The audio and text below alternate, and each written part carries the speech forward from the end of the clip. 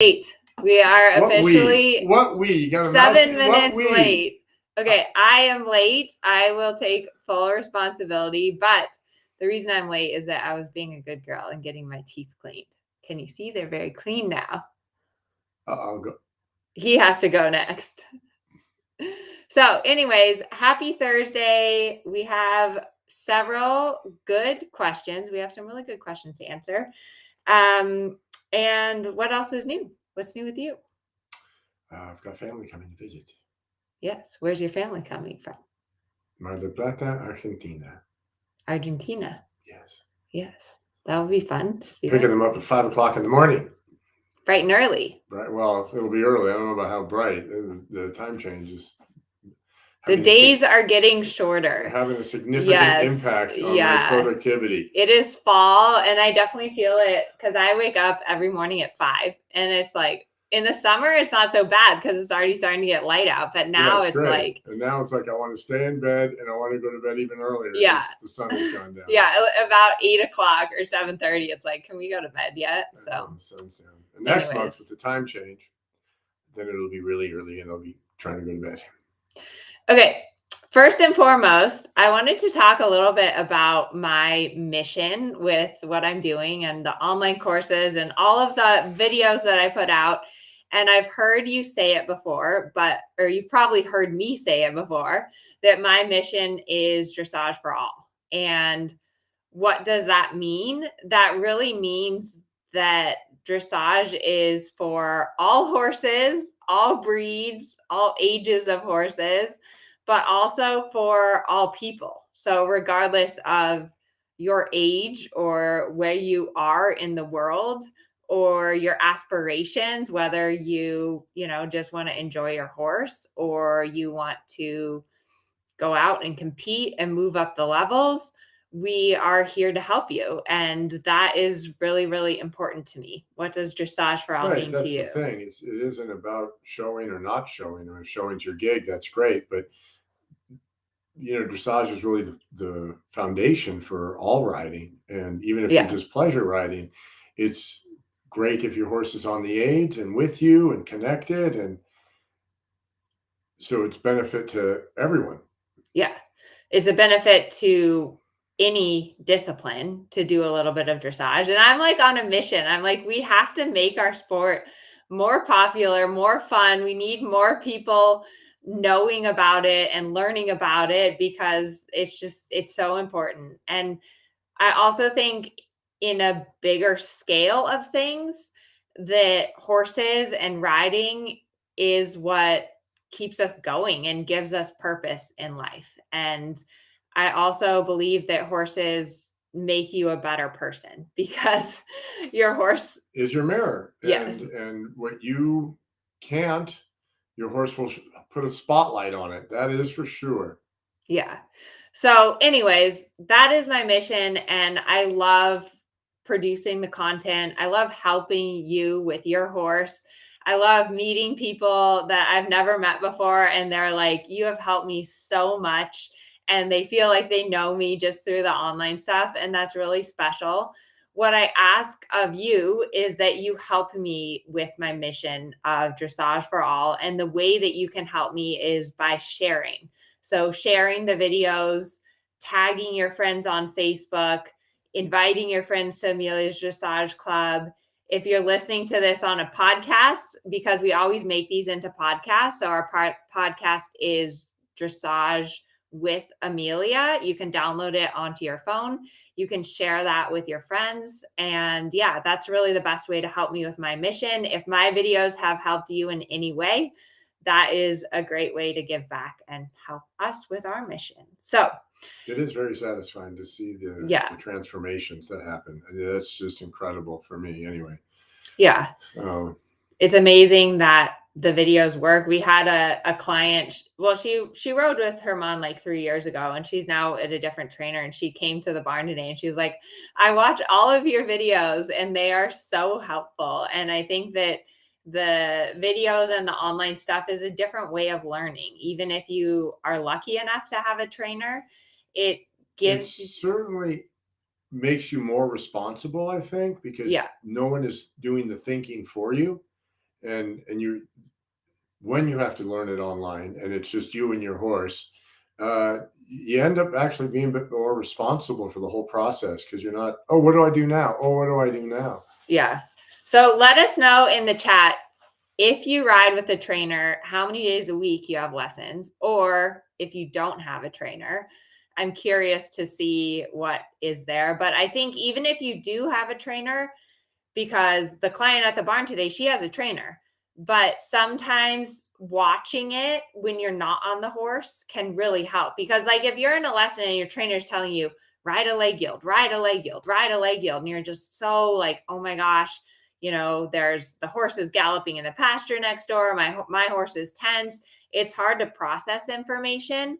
But if you can go home that night and sit at your computer and watch me explain how to ride a leg yield, it cements that information in your head so that the next day when you're on your horse, you have a better understanding of it. And so that's why I think the online stuff is so important to complement the time that you spend in the saddle. Not to mention that you only have so much time riding, right? Like you can only ride your horse for. Well, I mean, you would learn faster if you could ride 10 horses a day, but you can't ride your one horse like he's 10 horses. You say that all the time, and I think it's so funny. That was actually Dennis Callan who said that. Yeah. I quote a lot of people. Let's roll that back real quick, because there's a very good question, because it came up a few months ago. Good question. That one. Dear Facebook user, yay, I never get to attend online. Question about small loop serpentine. Is changing my diagonal okay? Yes. And why would or why wouldn't I? So that was like a hot topic for us a couple of months ago, and everybody had different opinions. And so why would you is to show the judge that you know that there's a change of diagonal and bend. And a change of bend. So you change the diagonal, show that you know that there's a change of bend. Why wouldn't you? Because if you change your posting diagonal and you interrupt the rhythm, that's a demerit. So there's why you would, and there's why you wouldn't. So you let your conscience be your guide. So anyway, we didn't want that question to go by unanswered. But yeah, so I'm reading through the comments. It looks like most of you ride maybe one lesson a week or 1 to 2 lessons. Not a lot of training. Barbara has 5. Barbara and Lori ride 5 days a week with All right, their so trainer. there's 1 or 2 people out of dozens. Someone says, as a judge, I would prefer they don't change the posting diagonal. That's interesting. And does it go on to explain why? No. But I think the reason not to change your posting diagonal is the rhythm or like the balance, because it's not that much. In a shallow loop serpentine, you would only be changing your posting diagonal for basically 10 meters and then changing it back. So that would be just a lot in a short period of time. But anyways, the point being, if you only ride once a week with a trainer, or if you ride every day with your trainer, you should still take the time out of the saddle to watch video of yourself riding, watch my awesome online YouTube videos, read a book. I always am reading books about riding, watch other top riders, because it really makes the most out of the limited time that you have in the saddle. Okay, let's get on to our questions for tonight. First question is from Cindy. In a video, you said you like to do canter work and then trot work. I find this useful too, but how do you warm up first? Good question. In a general way, I trot around until I think everything is hunky-dory and safe, and then go to the canter. Yes, but I also do a lot of walk, and I think that depends on the horse, but certainly with an older horse, the more walking, the better. If you can walk for 10, 15 minutes, that is really important to give your horse that time to just like get everything moving. And it depends a little bit on the horse. Loose rein versus some horses, I take up contact. Some horses like Luigi, he can be a little slow to start. So first I just let him walk on a loose rein. Then I take up contact and ask him to stretch down. Then I go to lateral work like leg yields, walk, halt, walk, and rein back. Then I do what he said. So a little trot. Yeah, well, like with the mare, all I do, head to the wall, leg heel turn on the forehand back and forth, and that was like with some medium feel there. And it's just recently I can go on a long rein the last couple of weeks. Yeah. So, but it a little bit depends on the horse. I would say most horses, the motion of the canter helps them to loosen up more because it's like more of a wave. But there are some horses, like Kensington, for example, he warms up better in the trot because I can get him more engaged and like organized in the trot. His canter's so big. So most of my horses I warm up in the canter. Kensington I warm up more in the trot. Okay, this is another good question from Terry. What is the purpose of the 10-meter canter circle down into a walk at the end of the 10-meter circle? What was the question? So, when you're practicing your canter walk transitions and you use a 10-meter circle to set up and then you walk at the end of the 10-meter circle. Yeah. So what's the purpose of that? The 10-meter circle helps the collection. Gets the inside hind leg under, carrying weight. So then and the bend is there. So it's an easier way to set the horse up to understand that we're going to go to the walk. And if you have like a real wall, like if you're in an indoor arena, what you can do is you can kind of do the 10-meter circle and then almost like at the end, straighten it and go into the wall, into the rail. Yeah. Like you don't want to run your horse into the wall, but you want the wall to help the influence of the half wall. So that is a really good exercise to work on your canter to walk transitions. Okay. Evergreen, I'm having a challenge doing the bending groundwork where you have the reins and are walking with a horse. I can't seem to get my mare to stay forward and not stop or come into me. Okay. So groundwork, a couple of things is forward is always first. And I think if you haven't if you haven't been aware of how your horse interacts with you on the ground, they've probably been walking on top of you and disrespecting you. You're laughing. It's funny. I made him do some groundwork the other day. With Jamie's horse? Yeah. So that'll be on the videos. I did it poorly. But the point of groundwork is that you want your horse to move away from you. So that's how horses interact in a herd together, right? Like the dominant horse pins their ears and the other horse moves away. So you're asserting your dominance over the horse by telling them move away, go over there, back up, or you're asserting your submissiveness, and that's really not good for you. Right. And that's what happens a lot is people don't realize it, but the horse steps towards them, they back away. The horse steps towards them, they back away. So it's a matter of changing that behavior and saying, okay, I'm taking a course and Amelia says groundwork is important. So when I step towards you, you have to move out of my space. And at first your horse is going to be like, well, that's not how we play this game. We've been doing it this other way for so long. How dare you? Yeah. So you have to then make yourself bigger, you get a little dressage whip and say, hey, get out of my space. And the second they move away from you, reward them. It's just a matter of changing that behavior. But go back, watch the videos. There's also a PDF that I linked in the chat. There's a new free PDF to help you with your ground manners. So definitely download that because every moment that you spend with your horse, you're teaching them something, whether for good or for ill. Yeah. And so it's really important that you become aware of that all the time because people miss these little signals that their horse isn't paying attention. And then they wonder why did my horse trample me? Why won't my horse go in the horse trailer? And it's because of all these little things that build up over time. Okay. Let's see. Next question. Can you explain the difference in leg aids or leg position for direction when you are moving the horse right or left towards the rail versus bending the horse when you want them to bend around the inside leg? Okay, so I guess she's asking what's the difference in a leg yield like when you're trying to push your horse to the rail versus when you're bending your horse on a circle line.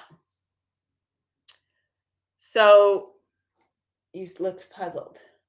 Trying to feel, remember what that feels like, and then put it into words. I'm like looking inside my head for the feeling of that. So go ahead. I answer first. So I think that what's important whenever you're riding your horse is that you imagine that your horse stays between both legs. So wherever you're looking, right? Because we're all looking up where we're riding.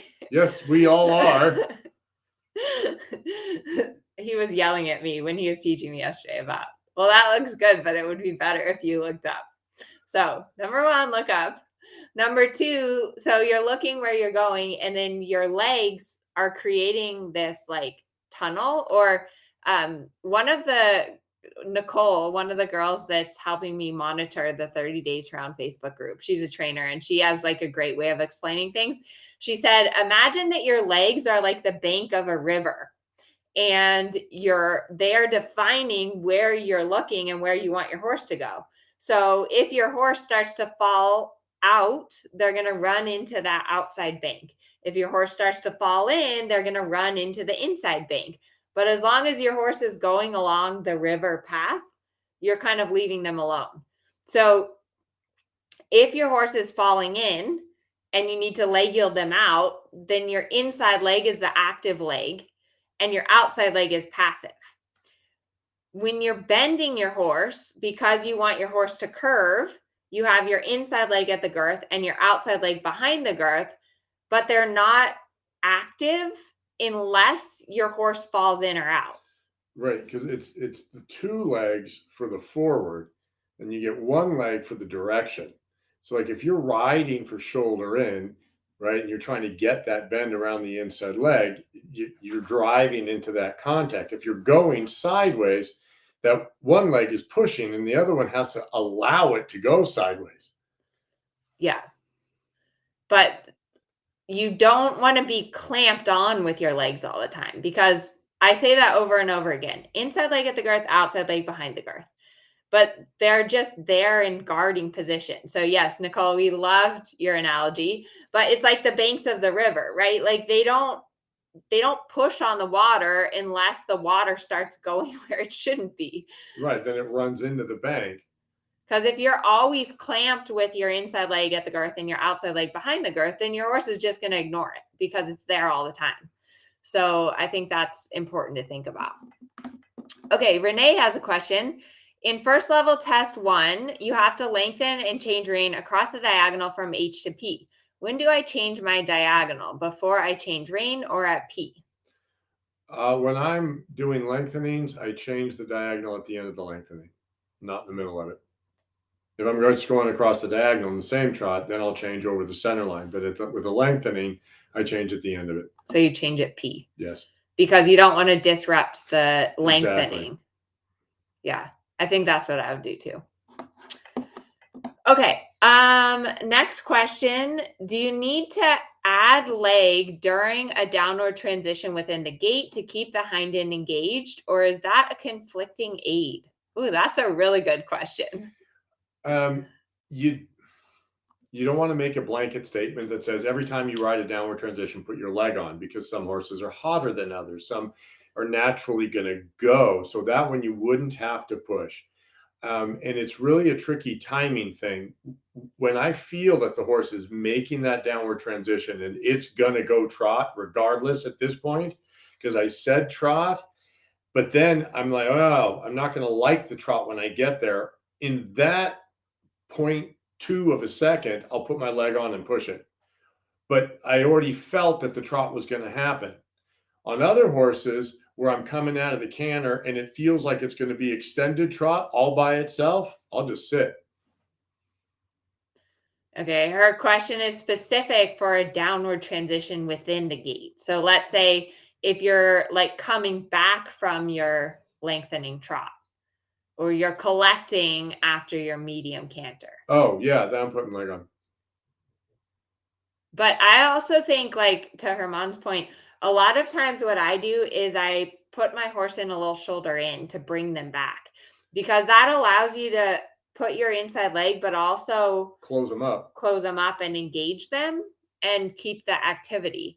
But again, it depends on the horse. Like Herman said, if it's a super lazy horse that when you're bringing them back, you think they're just going to break, then you have to do more. If it's a really hot horse, then that's when I'm thinking shoulder in more. Yeah. And then you let that horse just collect on its own. You don't really have to push and create energy. It's coming. Oh, here's a good question from Sarah. This is her second question. How often should I be suppling my horse during my ride? Should I preemptively supple or wait for an issue to arise and then fix it? That is a good question. In the beginning, I'm doing it as I feel the issue.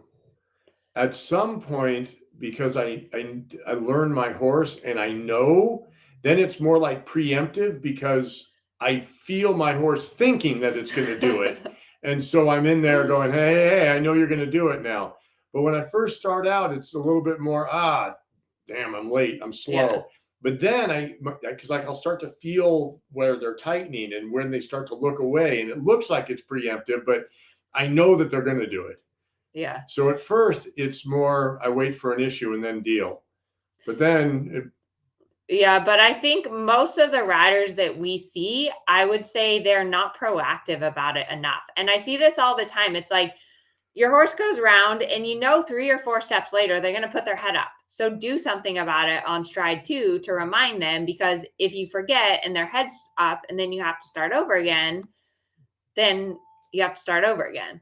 So it's always better to be... Right, because it's easier to keep them around than get them around, but... Yeah. And same thing in the stretch. That's where I see it a lot, is like if you're giving the reins and you want your horse to stretch, you have to remember to supple and check in with them. You can't just like throw the reins away and expect them to stay there. So you got to keep them interested in the bit when they do the stretchy circle. Yeah. So I do think it's the best riders are fixing problems before they happen. Like the top riders, why it looks like they're not doing anything is because their timing is so good and their aids are so effective. It's not actually that they're not doing anything. They just fix it. And the aid has to be this big because they get it before the problem's this big. Yeah. Because if you wait till the problem's this big, then your aid is that big. But that's the learning curve. Carrie, do you have a list of the books you read or are reading? You have to mention them in lives. So I don't know. This is my favorite book recently. The Way to Perfect Horsemanship by Udo Berger. I read a really good quote out of there for you 30 days to round people. But yes, there's lots of great books. We're always reading good books. I don't know. Are you reading any horse books right now? James, what's his... We'll have to get back to you. Oh, he's leaving. Okay, I'm moving on to the next question. Story says, I've been working on the snowman exercise. It's really fun, but my horse anticipates, then rushes through the rein change at X, then throws his head up and runs outside the circle. It's better when we walk and trot the exercise, so we pretty much got that down. So if your horse starts anticipating the snowman, what I would recommend doing is just stay in the trot. Like just do the snowman pattern only in the trot. And then when they're relaxed, then canter. One thing you can always do with snowman is modify it. So what I'll do sometimes is I'll like canter for 2 or 3 circles until my horse relaxes, and then trot, maybe trot for 2 or 3 circles until you get the bend right, then go back to the canter. So once you kind of know the snowman pattern, absolutely modify it and change it up, because at the beginning, you kind of want your horse to start like anticipating what's happening, but then if they take over, you have to change it up. So that's where experience and just everything happens. So what's the book you're reading? James Phillis. He was a Frenchman. He trained for the Russian cavalry in 1903. And that's a book that has a lot of great diagrams, right? Or no? No. Okay. The diagrams is the French book Gunieri. Yeah.